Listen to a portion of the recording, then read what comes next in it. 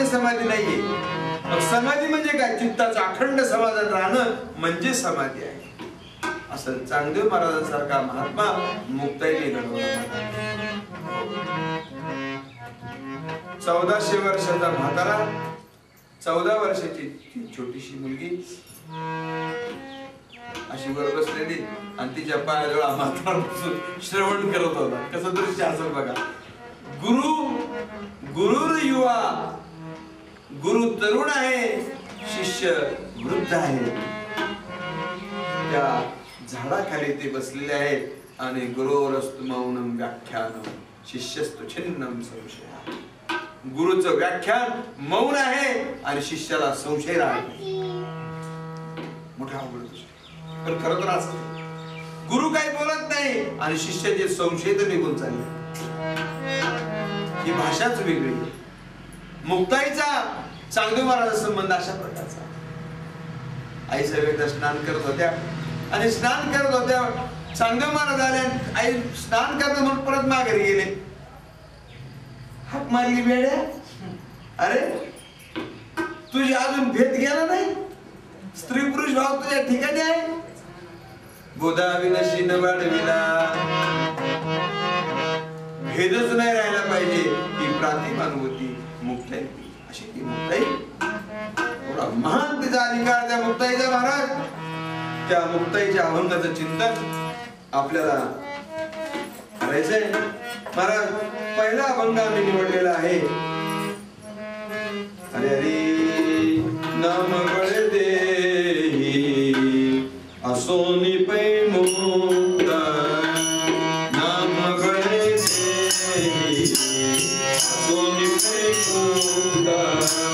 नाम बळ देही असोनी पै मुक्ता. नाम बळ देही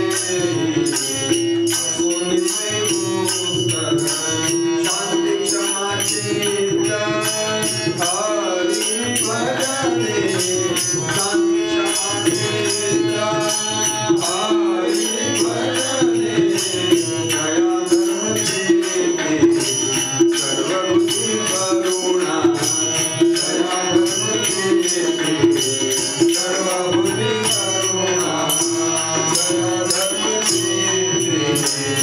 सर्वभूती करुणा. दया धर्म चेते सर्वभूती करुणा.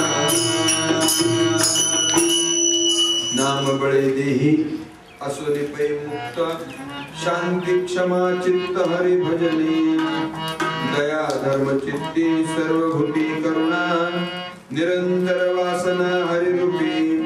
माधव मुकुंद नाम चित्ती. सर्वत्र पै मुक्ती नाम पाठी. मुक्ताईचे ध्यान हरिनाम उच्चारू. अवघात संसारू मुक्त केला. आपण मुक्त होणं नवल नाही. आपण जेवून जेववी लोका संतर्पण घाली तुका. तुम्ही एकटे जेवण्यात मजा नाही. त्याच्यामध्ये तुमचा स्वार्थ आहे. सगळे जेवले पाहिजे. आपण जेवून जेववी लोका. स्वतःची मुक्ती साधून जग मुक्त करणं हे विशेष. आणि ही शक्ती नामामध्ये.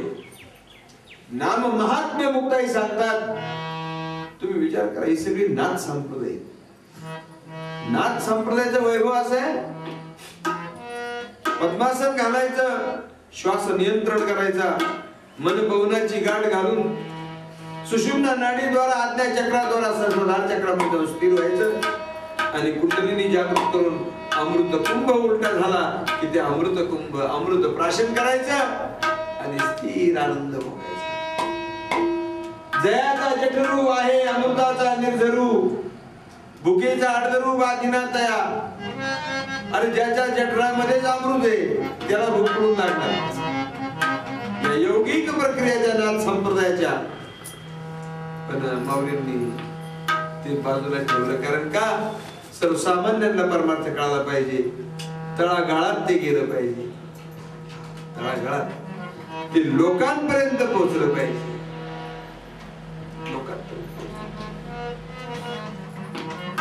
लोकांची चिंता करणारा महात्मा. जगाची चिंता वाहणारा जो महात्मा होता, विश्व स्वधर्म सूर्य पाहो, जो जे वांछील तो ते लावो, प्राणी जात मनुष्य जात नाही, प्राणी जात सगळ्यांनाच सर्वांवर प्रेम. महाराज नाम महात्म्य सांगतात, आई साहेब सांगतात, नाम बळे देही असोनी पै मुक्त. देह असूनच मुक्तता आहे, मेल्यावरी मुक्ती हे तो पाखंड्याची उक्ती. चार्वाकाचा सिद्धांत काय आहे? चार्वाकाचा सिद्धांत आहे मरण ते मुक्ती पाखंड्याची, भोजन ते भक्ती आणि मरण ते मुक्ती पाखंड्याची. यावत जीवन सुखम जीवेत ऋणम कृत्वा कृतम पिबेत तस्मै भूतस्य देहस्य पुनरागमन कुतः. कर्ज काढा तू प्या. मेलं म्हणजे गेलं, कोण विचारतंय तुम्हाला कर्ज किती होतं? तुम्हाला काय माहिती मेल्यावर काय आहे? जोपर्यंत आहोत तोपर्यंत आयुष करा, मजा करा, हे चार्वाकाचं तत्व. महाराज देहपातानंतरची मुक्तीच खरी नाही, आपला सिद्धांत आहे. मग मुक्ती कोणती? देहीत विदेही भोगू दशा.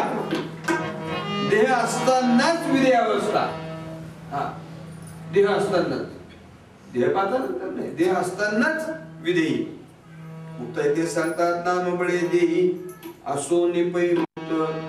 देहामध्ये आहे पण मुक्त. याचा अर्थ असा आहे की नाम काय करतं, तर नाम चित्त शुद्धी करतं, चित्त शुद्धीद्वारा ज्ञान होतं, ज्ञानाद्वारा मुक्त होतं. याला क्रममुक्ती म्हणतात. मुक्ती नाम अति मोक्ष ऐसी साक्ष बोलतात, याला क्रममुक्ती म्हणतात. सद्योमुक्ती आणि क्रममुक्ती असे दोन प्रकार आहेत. त्यापैकी नामाने क्रममुक्ती, त्याला पिपीलिका मार्ग म्हटलेले. नाम चित्त शुद्धी करतं आणि शुद्ध झालेल्या चित्तामध्ये ज्ञान प्रकट होतं, प्रकाश ते पवित्र ज्ञान प्राप्त होतं आणि ज्ञानाद्वारा मोक्ष होत असतो. महाराज आणि देह असताना मुक्त कसं, तर देह तादात्म्य सुटत. देह तादात्म्य सुटणं म्हणजेच मोक्ष. अनेक प्रकारच्या अध्यासशास्त्रामध्ये सांगितले. संसर्गाध्यास, अन्योन्याध्यास, स्वरूपाध्यास आणि तादात्म्य अध्यास. वेदांत शास्त्राने तादात्म्य अध्यास म्हणतात. देहाशी आपलं तादात्म्य का देह आपण तादात्म्य. मग आमच्या काही सांगायचं नेहमी परमार्थामध्ये काही मिळवायचं नाही, मग घालवायचं. आम्ही तर मिळवण्यासाठी सगळं काही घेत आणि तुम्ही सांगते तर घालवायचं परमार्थ. तेव्हा परमार्थ घालवावं लागतं. काय घालवावं लागतं? अरे अज्ञान घालवावं लागतं, ब्रह्म घालवावं लागतं. ब्रह्म घालवायचं, अज्ञान घालवायचं, अहंकार घालवायचा. यासाठी परमार्थ मिळवायचं काहीच नाही. तादात्म्य नको असलेलं तादात्म्य पकडलेलं आहे महाराज, म्हणून ते घालवायचं. आणि देहाचं तादात्म्य सुटलं का तो मूळचाच मुक्त आहे. महाराज दशग्रंथी ब्राह्मण होता, षडशास्त्र संपन्न ब्राह्मण होता. सोहळ्यामध्ये सगळे पूजा अर्चा वगैरे करणारा, अशा एवढं सुद्धा न करणारा, संविधानाने सगळी जंगलात गेला. संविधान गोळा करता करता पारदेशी भूत लागले. आता भूत असतं का नसतं हा विचारायचं नाही. का विचारायचं नाही, तादात्म्य सांगायचं मला तुम्हाला. पारदेचं भूत लागलं आणि भूत लागल्याबरोबर मी ब्राह्मण आहे हेच विसरलो. पारदेची भाषा बोलू लागला.